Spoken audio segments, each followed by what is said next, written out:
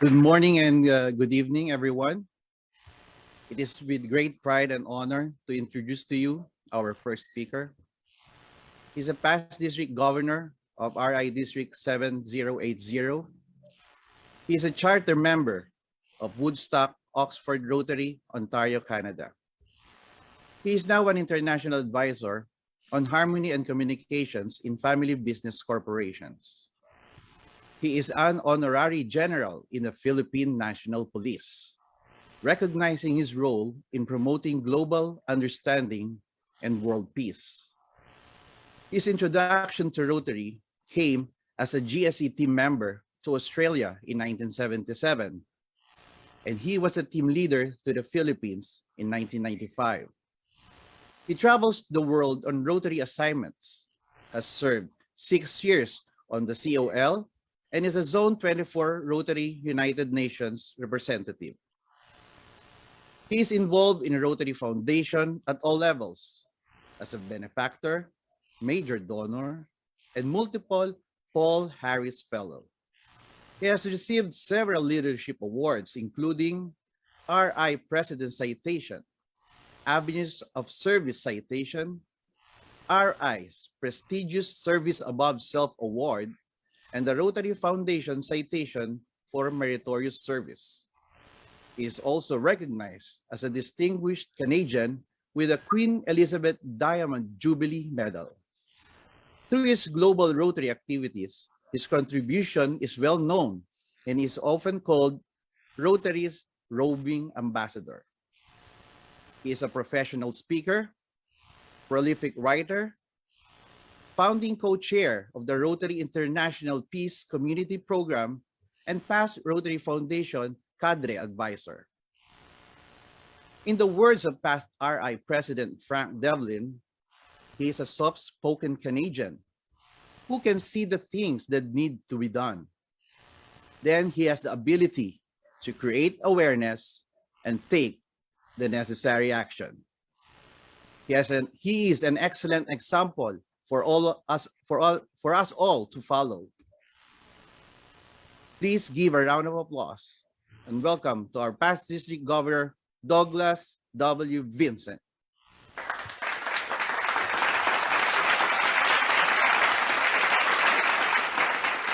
Well, thank you so much for that kind introduction, John. Past governor friends, Rotary International President's Representative Sam, Governor Ed. It's just great to be with you this evening.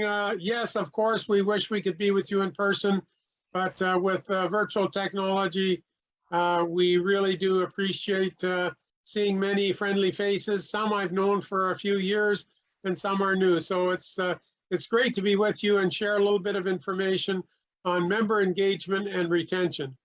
Because I think the research has shown us that the retention is our largest membership issue.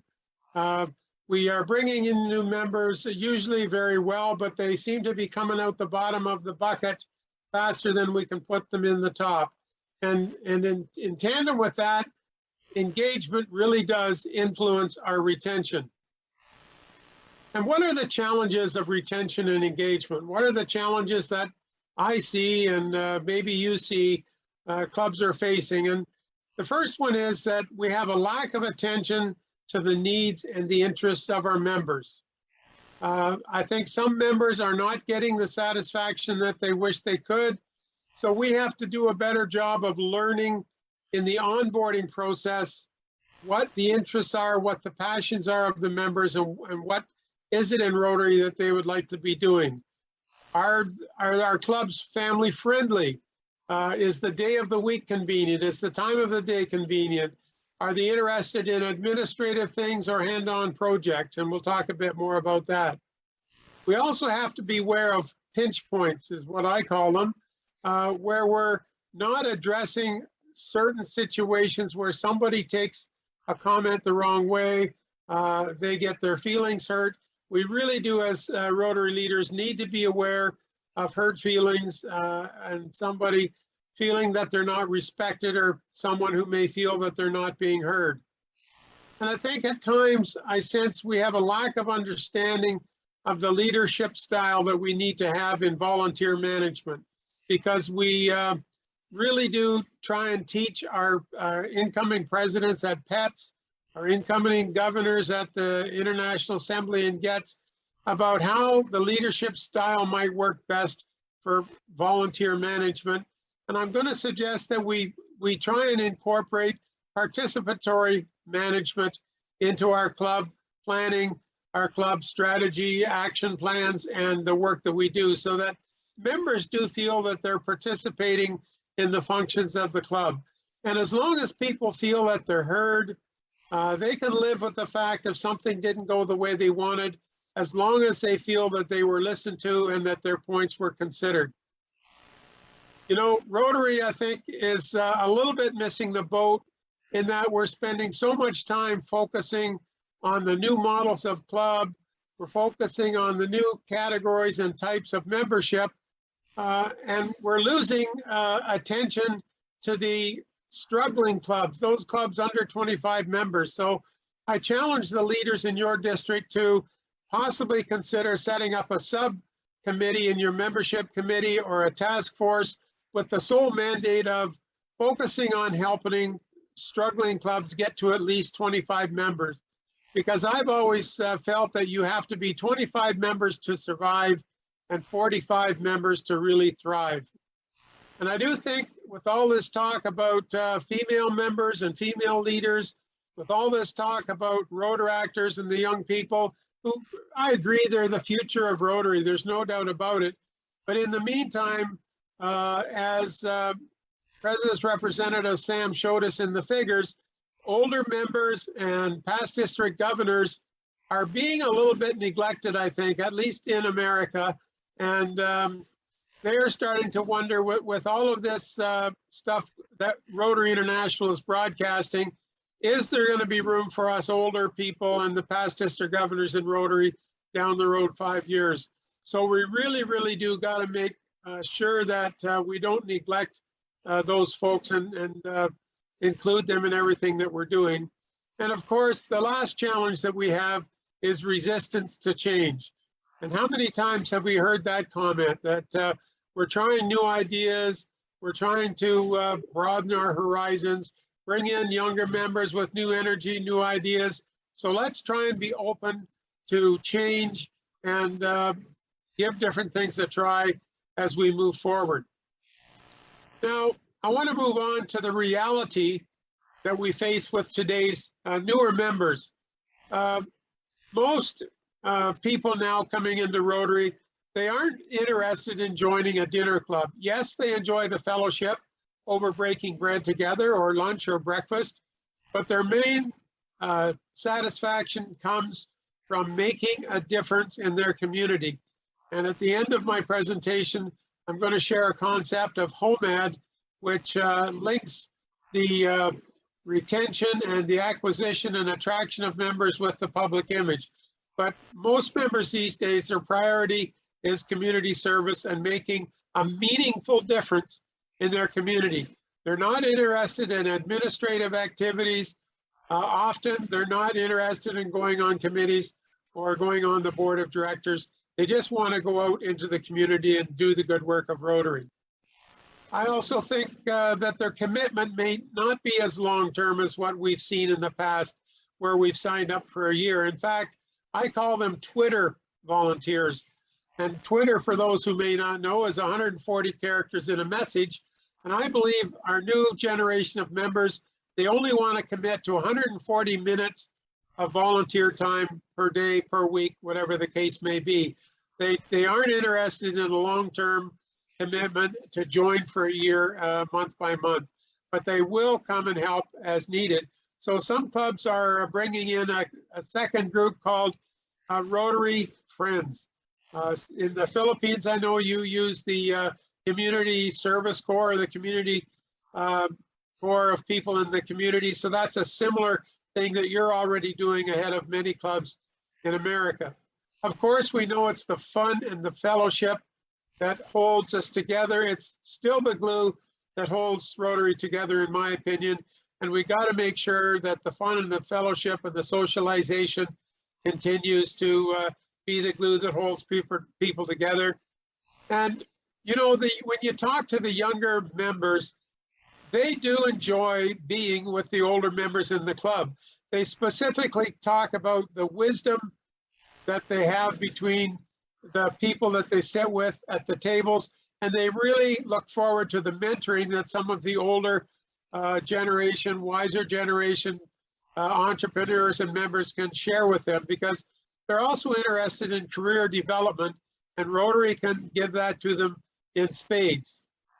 And of course, for our meetings, it's very, very important to have relevant and interesting meeting programs, something that's relative to the membership that are sitting at the table.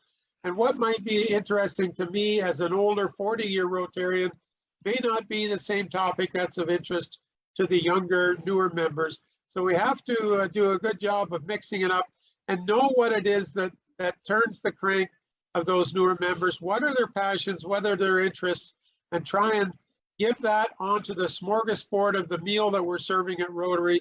Give them what is appetizing to their interests. Now, I just wanted to share some ideas about retention and membership. Some of them you've heard before, and if they're a duplicate, I apologize, but maybe they'll also be a good refresher. But how do we encourage engagement and grow retention? So as I said earlier, we need to be aware of the needs and the interests of members. Not only the current members and the older members, but when we're onboarding new members, do we have a process where we do a survey incoming or an interview to find out what is it that the member wants to do when they're in Rotary? Why are they wanting to join Rotary? What are they looking for? And try our best to deliver on what their interests are. We need to educate our members about club and Rotary expectations and protocols. Sometimes things happen in Rotary. The governance works a certain way in Rotary. And if they don't go to something like RLI or your district training assembly or your club leadership training or your DisCon, then they may not be aware of why we do things the way they do. And so it's important that we have an educational aspect to these members, both old and new, to refresh everybody. As I mentioned before, mentorship is important, and a lot of clubs are very successful in running mentors in parallel with a buddy system for new members that are coming in. And we don't want to just assume that someone who sponsors a member should also be their mentor, because sometimes there are people who are not comfortable doing the mentorship. There are other people who are well versed and well experienced in Rotary who would make much better mentors. So pick a person who would be a good mentor for the specific person coming in, and don't just assume that the sponsoring member will be expected to do it. In some clubs, we get engagement through pod teams, POD teams. And what that represents is a group of 4 or 5 members who take on the assignment of coordinating and planning club meetings, say for a month at a time. So they rotate every month. And what that does is 2 or 3 things. It allows the new members to mix with the older members. It allows these newer members to get to know some of the members, maybe 4 or 5 at a time instead of a large number, so they feel more a part of it when they know a fewer people better. It gives them the experience to practice some leadership skills by helping coordinate meetings and maybe chair or introduce the speaker or thank the speaker. So it does engage the new members right off the bat and mixes them in with the older members as well. And the bonus of that, of course, is it eases the pressure on the president's shoulders and the secretary's shoulders. We want to always, as leaders, be approachable and consider any new ideas that a new member might bring. We need to make sure our members feel heard with their input and what they may want to do. And of course, we need to show appreciation to each other and celebrate success when we have a successful project or a successful fundraising event. There's nothing like a tap on the shoulder saying, hey, Bill, you did a good job. Thank you for what you did for Rotary and those people that we helped. So as leaders, we really do need to continue showing appreciation and then celebrate the success at the end of the event. And I know that the Filipinos do that in spades, but in America, I think we've got some room to grow in that area. And I think really what it comes down to is the next 2 or 3 points, is that members need to feel that their Rotary activities are fulfilling. They need to have a sense of fulfillment rather than burden when they're asked to do something. So it's up to us as the Rotary club leaders and the district leaders to try and find ways to assign tasks to members who A, have the interest, and B, have the competencies or the skills. And then they will do it for the love of it, not feel it that it's a burden that they got it forced upon them. And we also want to create emotional connections with strong bonds. And we can do that through social events. We do that through hands-on projects and activities, because people may get frustrated from time to time and think they're going to leave Rotary, but they will not want to leave their friendship group. So be very well aware of making people have emotional connections and bonds with other members in the club, so they won't want to leave their friendship group. And the last one that I feel is very important is strive to build a sense of pride and passion with members while they're having fun. Make sure that all the members, and make sure that the club is functioning in a way that the Rotary member is proud of their Rotary club. They're proud to be in Rotary. And in a minute or two in my PowerPoint, you'll see how a good public image creates pride within the member, and that makes them feel motivated to ask their friends and colleagues to join, and they will share that Rotary story that they've learned from helping last Saturday or last month. But building a sense of pride within the membership is very important for both retention and the attraction of new members. So I hope some of those thoughts will resonate with you and that you can use them for building success in your clubs. And now, Richard, I'm going to ask you if you'd please share my PowerPoint presentation. Keys to membership, a new concept I've recently developed. Well, good afternoon, folks, and welcome to this session on keys to membership for your Rotary Club. I hope that we'll share some interesting ideas here for your consideration in helping grow your club to stronger attraction and retention. The 3 keys to membership growth are not new, but I think the concept here is sharing a unique idea of how they link together. Of course, our first one is the attraction of new members. People want to help a cause. They don't want to join a lunch club. Some members may wish to network into the community through Rotary. And of course, we all know friendship is an important aspect of coming into a community and any organization in the community. The second point, of course, is retention, probably the most important aspect of membership if we look at our surveys and our past results through the years. And for retention, of course, we need member engagement. Fun and fellowship are important, and actually I think the glue that holds the Rotary clubs together in many cases. And we want our members to be happy in Rotary, have a happy heart, and enjoy their time with Rotary, because let's face it, we all have many things, busy agendas, so we have to make sure that Rotary is a priority of where one chooses to spend their time with a happy heart. And the third one, growing more and more important since we've gone through our rebranding in recent years, is the image, where we build public awareness into the community. We're known for doing good things in the community, both locally and globally, because really all community service is Rotary. Sometimes we just scale it globally, which we call international service. And members always have to have a positive attitude, both in the club and in the community, so that people see us enjoying Rotary. And if we have a good image in the community of doing good work, we will attract new members because they want to join something good. They see us doing good things in the community, our projects, whether it be service club projects of service or whether it be fundraising. If they see us doing good things, they often will want to join something good.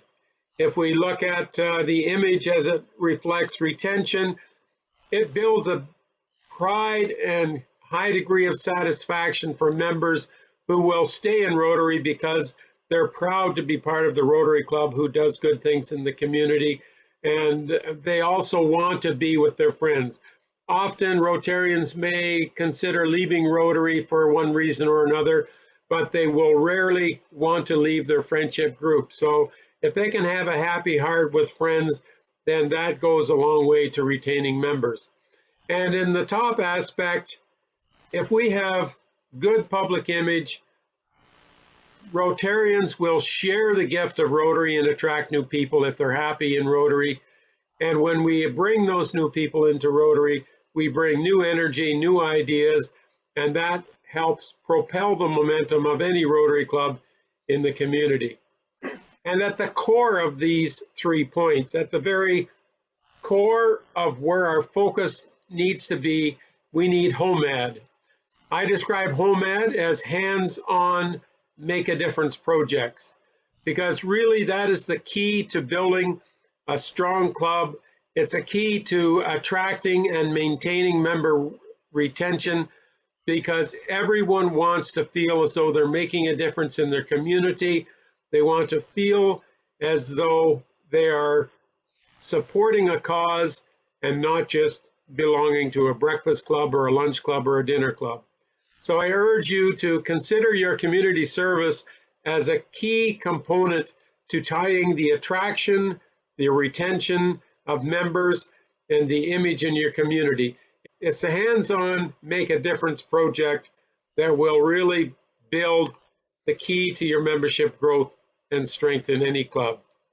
Thank you for your attention, and I hope this has been worthwhile.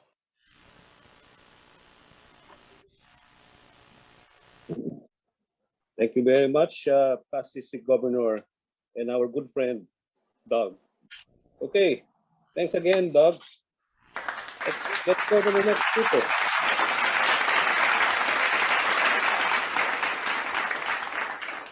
For our first speaker, this is a certificate of appreciation. In grateful to past District Governor Vincent, in grateful recognition for your valuable efforts and exemplary performance as speaker during the 2022 DisCon pre-conference online seminar on membership concerns with your topic, engagement and retention, given this 30th day of March 2022 via virtual Zoom, hosted by the Rotary Club of Loyola Heights, signed District Governor Ed Ayento, District Secretary Gigi Alcala, and myself, Jesse Tanchanco. Thank you so much, Doug. Next time, we would like to see you here physically in Manila. Thank you, Doug.